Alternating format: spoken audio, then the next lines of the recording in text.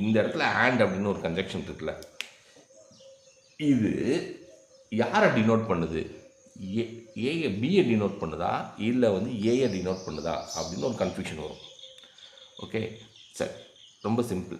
இது எப்படி வந்து நம்ம டயக்ராம் வரையலாம் அப்படின்னு வச்சுக்கோங்க. இங்கே எத்தனை பேரை பற்றி பேசியிருக்கான்? 3 பேரை பற்றி பேசியிருக்கான், ஏபிசி. அப்போ நம்ம ஒரு டயக்ராம் போட்டுட்டு ஒரு 3 பேர் இப்படி வச்சுக்கோமே. ஓகே, ஃபஸ்ட்டு என்ன அப்படின்னா, A sits to the left of B. அப்போ பி இங்கே இருந்தான் அப்படின்னா இவனோட லெஃப்டில் ஏ உட்காந்துருவான். And to the right of C அப்படின்னு சொல்லிட்டான் அப்படின்னா இந்த அண்ட் யாரை டினோட் பண்ணுது அப்படின்னா இந்த ஏயை தான் டினோட் பண்ணுது. ஓகே, இந்த அண்ட் யாரை டினோட் பண்ணுது அப்படின்னா ஏயை தான் டினோட் பண்ணுது. அப்போது இங்கே சியை ப்ளேஸ் பண்ணால் இவனோட ரைட்டு, அதாவது ஃபேஸிங் இப்படி வச்சுக்குவோம்.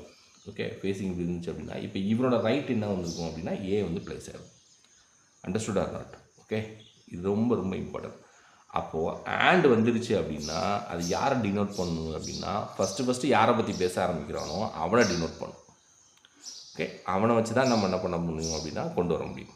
ஓகே, ஸோ இப்போ இதே மாதிரி நம்ம என்ன பண்ணுவோம் அப்படின்னா ஹூக்கு வச்சு பண்ணுவோம். ஹூ அப்படிங்கிற கண்டிஷன் வந்துச்சுன்னா என்ன மாதிரி இருக்கும் அப்படிங்கிறத வந்து பார்க்கலாம். ஓகே, இப்போ ஹூக்கு எப்படி இருக்கும் அப்படின்னா P sits next to Q. P sits next to the Q. Who sits to the right of R. Okay, right of R அப்படின்னு சொல்லிக்கலாம். ஓகே, இப்போ இந்த இடத்துல ஹூ அப்படின்னு வந்திருக்குல்ல, இதை யாரை பற்றி பேசுது? இந்த கியூவை பற்றி பேசுதா இல்லை இந்த பியை பற்றி பேசுதா அப்படின்னு பார்த்தோம்னா அண்ட் யாரை பற்றி பேசுன்னு சொல்லிட்டோம். அண்ட் யாரை பற்றி பேசும்? இந்த சென்டென்ஸில் யாரை பற்றி ஃபஸ்ட்டு ஸ்டார்ட் பண்ணுறான்னா அவனை பற்றி இருக்கிற ஒரு கண்டிஷன் தான் என்னது? அண்ட்.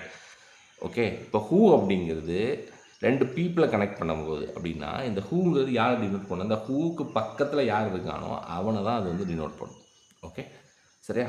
ஓகே, இப்போ நம்ம இதை டயக்ராமாக வரைஞ்சோம் அப்படின்னு வச்சுக்கோங்களேன். அதே மாதிரி 3 பிளேஸ் போடுவோம், 3 சீட்டிங் அரேஞ்ச்மெண்ட்ஸ் போடுவோம், 3 பிளேஸ் போட்டுக்கலாம். ஸோ ஃபஸ்ட்டு என்ன அப்படின்னா P sits next to the Q.